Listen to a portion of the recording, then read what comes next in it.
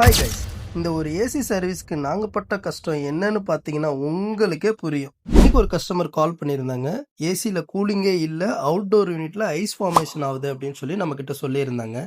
சைட்டுக்கு வந்து செக் பண்ணி பார்த்தா காயில் ஃபுல்லாக பிளாக்குங்க.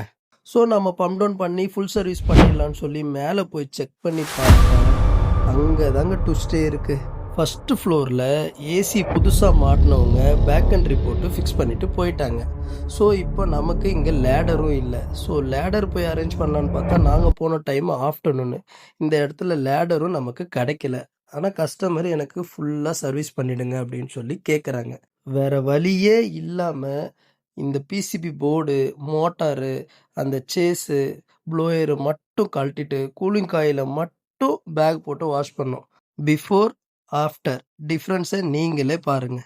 எவ்வளோ கஷ்டம் இருந்தாலும் கஸ்டமருக்கு 100% பர்ஃபெக்டாக சர்வீஸை முடிச்சிட்டோம். என்னடா கஷ்டம்ன்றானேன்னு பார்க்காதீங்க. நம்ம சர்வீஸ் பண்ணுறதுக்கு கீழே பெரிய ஃபிஷ் டேங்க்கு. ஸோ அந்த ஃபிஷ் டேங்க்கையும் நகர்த்த முடியாது. அப்படியே தான் சர்வீஸ் பண்ணுற சிச்சுவேஷனுங்க. இந்த வீடியோவை பார்க்குற எல்லா டெக்னீஷியனுக்கும் ஒரு சின்ன ரிக்வெஸ்ட்டுங்க. இந்த மாதிரி சன்சைட் இல்லாத இடத்துலலாம் பேக் என்ட்ரி போடாதீங்க. தயவு செஞ்சு இண்டோர் ஜாயிண்ட் போட்டு ஃபிக்ஸ் பண்ணுங்கள். இந்த வீடியோ உங்களுக்கு பிடிச்சிருந்தா லைக் பண்ணுங்கள், ஃபாலோ பண்ணுங்கள், சப்ஸ்கிரைப் பண்ணுங்கள் அண்ட் மறக்காமல் கமெண்ட்டில் உங்கள் ஒப்பீனியனை ஷேர் பண்ணுங்கள்.